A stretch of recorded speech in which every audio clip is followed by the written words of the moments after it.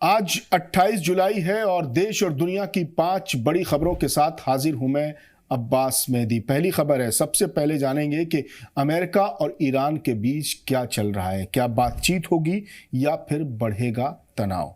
दूसरी खबर है, सऊदी अरब की ऑयल फैसिलिटीज पर हुए ड्रोन हमलों को लेकर इराक की शिया मिलिशिया पर इल्जाम क्यों लग रहे हैं। तीसरी खबर में जानेंगे कि होर्मुज को लेकर ईरान ने सऊदी अरब और ओमान से क्या कहा है। चौथी खबर में जानेंगे कि इराक की सरजमीन से क्या यूक्रेनी खुफिया नेटवर्क दूसरे मुल्कों पर खुफिया तौर पर हमले कर रहा है और इल्ज़ाम इराक पर लग रहे हैं। और पांचवी खबर में जानेंगे कि रूस के प्रेसिडेंट व्लादिमीर पुतिन ने ईरानी फौज की तारीफ करते हुए अपने जवानों से क्या कहा। ये सारी खबरें जानते हैं अब तफसील से।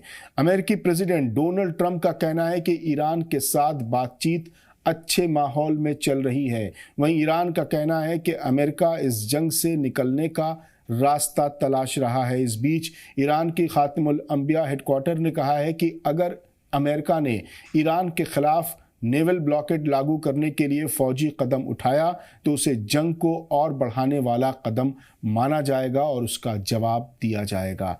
ईरान ने यह भी कहा है कि अब अमेरिका ये तय नहीं करेगा कि कब जंग होगी और कब अमन कायम होगा। उधर सऊदी अरब की ऑयल फैसिलिटीज पर हुए ड्रोन हमलों के बाद मामला और गर्म हो गया है। इराक की शिया मिलिशिया ने साफ कहा है कि इस हमले में उसका कोई हाथ नहीं है। उनका कहना है कि हमला यमन की तरफ से किया गया था और सऊदी अरब बेवजह इराकी गुटों पर इल्ज़ाम लगा रहा है। साथ ही इराकी मिलिशिया ने वार्निंग दी कि अगर इराक पर कोई हमला हुआ तो उसका जवाब दिया जाएगा। आपको बता दें कि सऊदी अरब का इल्ज़ाम है कि पिछले दिनों सऊदी के एनर्जी साइट्स पर हुए हमले इराक की सरजमीन से किए गए हैं। सऊदी सरकार ने इराक सरकार से ऐसे हमलों को रोकने की मांग की है। जीसीसी और इजिप्ट ने भी इन हमलों की मजम्मत करते हुए सऊदी अरब के साथ अपनी हिमायत का इजहार किया है। तो वहीं हूती लड़ाकों ने सऊदी अरब का मजाक उड़ाते हुए कहा कि हमले हमने किए हैं, लेकिन सऊदी अरब डर के मारे इराक पर इल्ज़ाम लगा रहा है। बढ़ते हैं अगली खबर की तरफ। ईरान के फॉरेन मिनिस्टर अब्बास अराक्ची ने ओमान और सऊदी अरब के फॉरेन मिनिस्टर से अलग अलग फ़ोन पर बात की है। इन बातचीत में होर्मुज स्ट्रेट की ताज़ा सूरत हाल और पूरे इलाके के हालात पर चर्चा हुई।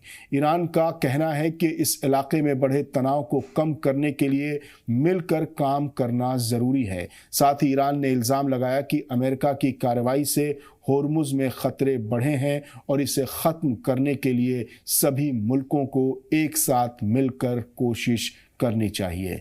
इस बीच इराक के नेशनल सिक्योरिटी एडवाइज़र कासिम अल अबादी ने एक बड़ा दावा किया है। उनका कहना है कि इराक में यूक्रेन से जुड़े कुछ खुफिया नेटवर्क काम कर रहे हैं।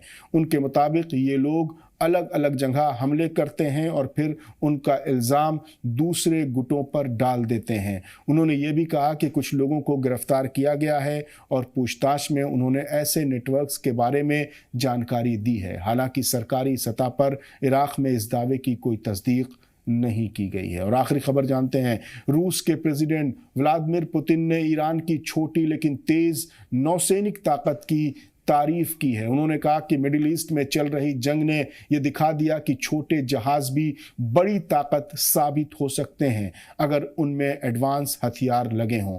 रिपोर्ट्स के मुताबिक ईरान के पास छोटी पनडुब्बियां और बड़ी तादाद में तेज़ रफ्तार मिसाइल और हमला करने वाली नावें हैं। इन्हें पहाड़ी सुरंगों में छिपाया जा सकता है, जिससे दुश्मन के लिए इन्हें निशाना बनाना आसान नहीं होता।